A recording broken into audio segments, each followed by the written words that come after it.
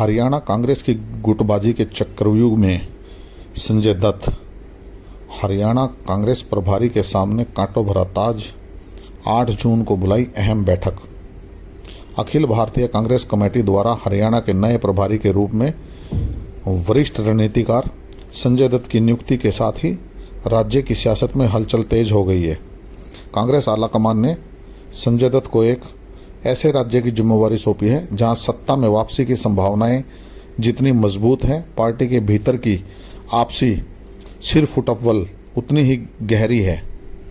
अपनी रणनीति सूझबूझ के लिए जाने जाने वाले संजय दत्त ने कमान संभालते ही एक्शन मोड में काम शुरू कर दिया है। उन्होंने 8 जून को हरियाणा कांग्रेस के तमाम बड़े नेताओं, विधायक और पदाधिकारियों की एक बेहद महत्वपूर्ण बैठक बुलाई है। लेकिन राजनीतिक जानकारों का मानना है कि संजय दत्त के लिए हरियाणा कांग्रेस का यह कांटों भरा ताज संभालना किसी बड़ी परीक्षा से कम नहीं होगा। हरियाणा कांग्रेस के बारे में एक बात हमेशा कही जाती है कि यहाँ कांग्रेस को विपक्षी दल बाद में हराते हैं, कांग्रेस के अपने गुट पहले हरा देते हैं। राज्य में पार्टी कई धड़ों में बटी हुई है।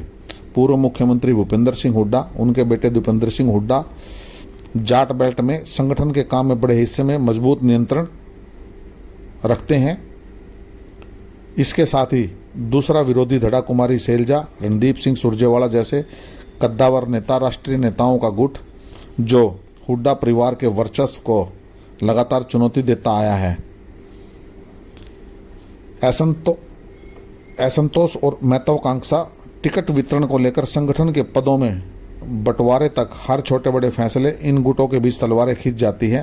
संजय दत्त के सामने सबसे पहली और बड़ी चुनौती इन सभी गुटों को एक मंच पर लाकर एकजुटता का संदेश देने की है। हरियाणा में लंबे समय से जिला स्तर और ब्लॉक स्तर पर कांग्रेस का संगठन पूरी तरह तैयार नहीं हो पाया। धड़ों की आपसी खींचतान के कारण कई सालों से जिला अध्यक्षों की नियुक्ति लटकी रही। नए प्रभारी के तौर पर संजय दत्त जमीन पर काम करने वाले कार्यकर्ताओं को तरजीह देनी होगी। गुटबाजी से उठकर निष्पक्ष रूप से संगठन का विस्तार करना उनके एजेंडे में सबसे ऊपर होगा।